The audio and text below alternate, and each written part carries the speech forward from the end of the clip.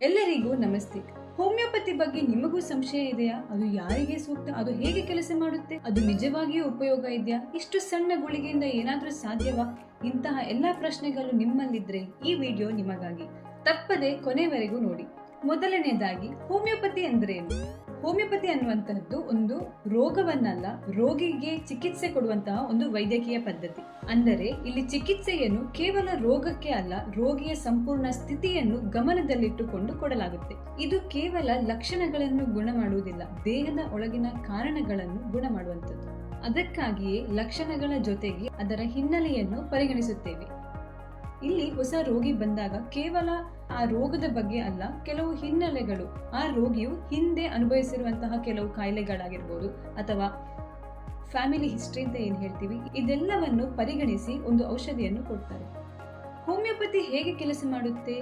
ಹೋಮಿಯೋಪತಿಯು ರೋಗ ನಿರೋಧಕ ಶಕ್ತಿಯನ್ನು ಹೆಚ್ಚಿಸುತ್ತದೆ. ಅಂದರೆ ನಮ್ಮ ಇಮ್ಯುನಿಟಿ ಪವರ್ ಅಂತ ಏನ್ ಹೇಳ್ತೀವಿ, ಸೊ ಆ ಇಮ್ಯುನಿಟಿ ಪವರ್ನ ಜಾಸ್ತಿ ಮಾಡಿ ಕಾಯಿಲೆಗಳನ್ನ ಗುಣ ಮಾಡುವಂಥದ್ದು. ಅದಕ್ಕೆ ಅದು ನಿಧಾನವಲ್ಲ, ಆಳವಾಗಿ ಕೆಲಸ ಮಾಡುವಂಥದ್ದು. ಹೋಮಿಯೋಪತಿಯಲ್ಲಿ ಒಂದು ವಿಶೇಷತೆ ಏನಂದ್ರೆ, ಇಲ್ಲಿ ಒಂದು ರೋಗಕ್ಕೆ ಒಂದು ಔಷಧಿ ಅಂತ ಇಲ್ಲ. ಪ್ರತಿಯೊಂದು ರೋಗಿಗೂ ರೋಗಿಯಲ್ಲಿ ಕಾಣಿಸಲ್ಪಡುವಂತಹ ಲಕ್ಷಣಗಳ ಆಧಾರದ ಮೇಲೆ ಔಷಧಿಯನ್ನು ಕೊಡುವಂಥದ್ದು. ಇಲ್ಲಿ ಒಂದು ರೋಗಕ್ಕೆ ಒಂದೇ ಔಷಧಿ ಇರೋದಿಲ್ಲ, ಯಾಕೆಂದರೆ ಪ್ರತಿಯೊಬ್ಬ ರೋಗಿಯೂ ಕೂಡ ವಿಭಿನ್ನ. ಉದಾಹರಣೆಗೆ, ಈಗ ಒಂದು 5 ರೋಗಿಗೆ ತಲೆನೋವು ಕಾಣಿಸಿಕೊಂಡರೆ ಆ 5 ರೋಗಿಗೆ ಕೊಡುವಂತಹ ಔಷಧಿಗಳು ಒಂದೇ ಆಗಿರುವುದಿಲ್ಲ. ಯಾಕೆಂದರೆ ಒಂದು ರೋಗಿಗೆ ತಲೆನೋವು ಎಕ್ಸಾಮ್ ಸ್ಟ್ರೆಸ್ ಅಥವಾ ಬೇರೆ ಟೆನ್ಷನ್ ಇಂದ ಬಂದ್ರೆ, ಇನ್ನೊಂದು ರೋಗಿಗೆ ಅದೇ ತಲೆನೋವು ಬಿಸಿಲಿನಿಂದ ಬಂದಿರಬಹುದು ಅಥವಾ ಬೇರೆ ಕಾರಣಗಳಿಂದ ಬಂದಿರಬಹುದು. ಸೊ ಆ ಹಿನ್ನೆಲೆಗಳನ್ನು ನಾವು ಪರಿಗಣಿಸಿ ಔಷಧಿಯನ್ನು ಕೊಡುವಂಥದ್ದು. ಸೊ ಅದೇ ಕಾರಣಕ್ಕೆ ನಾನು ಹೇಳಿದ್ದು, ಒಂದು ರೋಗಕ್ಕೆ ಒಂದೇ ಔಷಧಿಯನ್ನು ಕೊಡುವಂಥದ್ದು ಹೋಮಿಯೋಪತಿಯಲ್ಲಿ ಕಡಿಮೆ. ತುಂಬಾ ಜನ ಕೇಳುವಂತಹ ಪ್ರಶ್ನೆ, ಯಾವ ಯಾವ ಕಾಯಿಲೆಗಳಿಗೆ ಹೋಮಿಯೋಪತಿ ಯೂಸ್ ಮಾಡಬಹುದು ಅಂತ.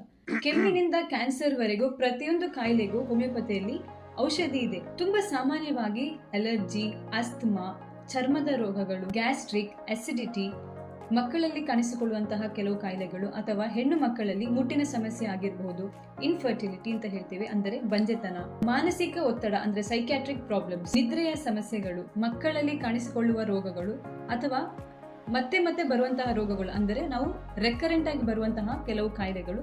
ಈ ಎಲ್ಲ ಕಾಯಿಲೆಗಳಿಗೂ ಹೋಮಿಯೋಪತಿಯಲ್ಲಿ ಔಷಧಿ ಇದೆ.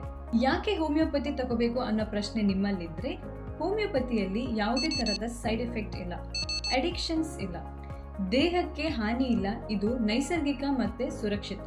ಮಕ್ಕಳಿಂದ ವೃದ್ಧರವರೆಗೂ ಹೋಮಿಯೋಪತಿ ಸೂಕ್ತವಾಗಿರುವಂತದ್ದು. ಹೋಮಿಯೋಪತಿ ನಿಧಾನ ಅನ್ನುವಂಥದ್ದು ಒಂದು ಸಾಮಾನ್ಯವಾಗಿ ಜನರಲ್ಲಿರುವಂತಹ ಒಂದು ಕಲ್ಪನೆ.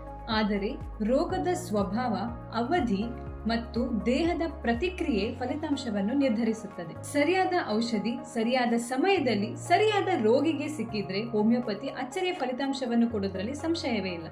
ರೋಗದ ಸ್ವಭಾವ ಅಂದ್ರೆ, ಈಗ ನಾವು ಅಕ್ಯೂಟ್ ಕೇಸ್ ಅಂದ್ರೆ ಈಗ ಸ್ವಲ್ಪ ಸಮಯದಲ್ಲಿ ಶುರುವಾಗಿರುವಂತಹ ಕಾಯಿಲೆಗಳಿಗೆ ಸರಿಯಾದ ಔಷಧಿಯೊಂದಿಗೆ ಕಡಿಮೆ ಸಮಯದಲ್ಲಿ ಗುಣ ಮಾಡುವಂಥದ್ದು. ಹಾಗೆ ತುಂಬಾ ಸಮಯದಿಂದ ಇರುವಂತಹ ಕಾಯಿಲೆಗಳು ಗುಣವಾಗಬೇಕಂದ್ರೆ ಸ್ವಲ್ಪ ಅಧಿಕ ಸಮಯ ತೆಗೆಯುವಂಥದ್ದು. ಎಲ್ಲರಲ್ಲೂ ಇರುವ ಇನ್ನೊಂದು ಪ್ರಶ್ನೆ ಏನು ಅಂತಂದ್ರೆ, ಒಂದೇ ಗುಳಿಗೆ ಪ್ರತಿಯೊಂದು ಕಾಯಿಲೆಗೂ ನೀವು ಅದೇ ಗುಳಿಗೆ ಕೊಡ್ತೀರಾ, ಒಂದೇ ಮಾತ್ರೆಯಾ ಅಂತ. ಅದಕ್ಕೆ ಉತ್ತರ ಕೊಡ್ಬೇಕಂದ್ರೆ, ಆ ಗುಳಿಗೆ ಅಥವಾ ಮಾತ್ರೆ ಕೇವಲ ಔಷಧಿಯನ್ನು ತೆಗೆಯಲು ಇರುವಂತಹ ಒಂದು ಮಾಧ್ಯಮ ಅಥವಾ ಒಂದು ಮೀಡಿಯಂ. ಈಗ ರೋಗಿಯು ಯಾವ ಲಕ್ಷಣಗಳನ್ನ ತೋರಿಸ್ತಾರೆ, ಸೊ ಅದರ ಪ್ರಕಾರ ಔಷಧಿಯನ್ನು ಆಯ್ಕೆ ಮಾಡಿ ಆ ಔಷಧಿಯನ್ನು ಆ ಗುಳಿಗೆಯ ಮುಖಾಂತರ ರೋಗಿಗೆ ತಲುಪಿಸುವಂತದ್ದು. ಮತ್ತೊಂದು ಪ್ರಶ್ನೆ ಏನು ಅಂತಂದ್ರೆ, ಎಲ್ಲರಿಗೂ ಒಂದೇ ಪವರ್ ಮೆಡಿಸಿನ್ ಕೊಡುವಂತದ್ದ ಅಂತ. ಖಂಡಿತವಾಗಿಯೂ ಇಲ್ಲ. ಹೋಮಿಯೋಪತಿಯಲ್ಲಿ ಕೂಡ ಬೇರೆ ಬೇರೆ ಪವರ್ ಆಫ್ ಮೆಡಿಸಿನ್ಸ್ ಅಥವಾ ಪೊಟೆನ್ಸಿ ಅಂತ ನಾವೇನ್ ಹೇಳ್ತೀವಿ, ಸೊ ಅದು ಕೂಡ ನಿರ್ಧರಿಸುವಂತದ್ದು ರೋಗಿಯ ಲಕ್ಷಣಗಳು. ಇತ್ತೀಚಿನ ದಿನಗಳಲ್ಲಿ ಹಲವರು ಬೇರೆ ಬೇರೆ ಚಿಕಿತ್ಸಾ ಪದ್ಧತಿಯನ್ನು ಪ್ರಯತ್ನಿಸಿದ ನಂತರ ಹೋಮಿಯೋಪತಿಯನ್ನು ಆರಿಸ್ತಾರೆ. ಆದರೆ ನನ್ನ ಸರಳ ಅಭಿಪ್ರಾಯವೇನೆಂದರೆ, ಏಕೆ ಮೊದಲೇ ಹೋಮಿಯೋಪತಿಯನ್ನು ಆರಿಸಬಾರದು ಎಂಬುದು. ಯಾವುದೇ ಚಿಕಿತ್ಸೆ ಪದ್ಧತಿಯ ಫಲಿತಾಂಶವನ್ನು ತಿಳಿಯಲು ಅದನ್ನು ಅನುಭವಿಸುವುದು ಮುಖ್ಯ. ಆದ್ದರಿಂದ ಪ್ರಯತ್ನಿಸಿ ನೋಡಿ, ಅನುಭವವೇ ಉತ್ತರವನ್ನು ನೀಡುತ್ತದೆ. ಪ್ರತಿಯೊಂದು ವೈದ್ಯಕೀಯ ಪದ್ಧತಿಗೂ ಅದರದೇ ಆದಂತಹ ಒಂದು ವ್ಯಾಪ್ತಿ ಮತ್ತು ಮಿತಿಗಳಿವೆ. ತುರ್ತು ಪರಿಸ್ಥಿತಿಗಳಲ್ಲಿ ಯಾವ ಔಷಧಿ ಸೂಕ್ತ ಅದನ್ನು ತೆಗೆದುಕೊಳ್ಳಲೇಬೇಕು, ಅದರಲ್ಲಿ ಯಾವುದೇ ತರಹದ ಸಂಶಯವಿಲ್ಲ. ಆದರೆ ತುರ್ತು ಅಲ್ಲದ ಸಮಯದಲ್ಲಿ ದೇಹದ ಮೇಲೆ ಅನಗತ್ಯ ಒತ್ತಡ ಬರುವುದನ್ನು ತಪ್ಪಿಸಲು ಸರಿಯಾದ ಪದ್ಧತಿಯನ್ನು ಮೊದಲೇ ಆಯ್ಕೆ ಮಾಡುವುದು ಮುಖ್ಯ. ಅಂತಹ ಸಂದರ್ಭದಲ್ಲಿ ಈ ಆಲ್ಟರ್ನೇಟಿವ್ ಸಿಸ್ಟಮ್ ಆಫ್ ಮೆಡಿಸಿನ್ಸ್ ಅನ್ನೋದೇನಿದೆ, ಹೋಮಿಯೋಪತಿ ಆಗಿರ್ಬೋದು, ಆಯುರ್ವೇದ ಆಗಿರ್ಬೋದು ಅಥವಾ ಇನ್ನಿತರ ಚಿಕಿತ್ಸಾ ಪದ್ಧತಿಗಳನ್ನು ಆರಿಸುವುದು ಸೂಕ್ತ. ದೇಹಕ್ಕೆ ಯಾವಾಗ ಯಾವುದು ಬೇಕು ಎಂಬ ಅರಿವು ಇದ್ದಾಗ ಮಾತ್ರ ಆರೋಗ್ಯದ ಸರಿಯಾದ ನಿರ್ವಹಣೆ ಸಾಧ್ಯ.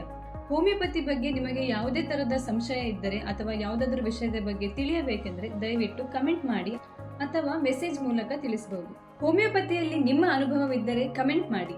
ಈ ವಿಡಿಯೋ ನಿಮಗೆ ಉಪಯುಕ್ತವೆನಿಸಿದ್ರೆ ಶೇರ್ ಮಾಡಿ. ಮತ್ತಷ್ಟು ವಿವರಗಳಿಗಾಗಿ ಈ ಪೇಜ್ ಅನ್ನು ಫಾಲೋ ಮಾಡಿ.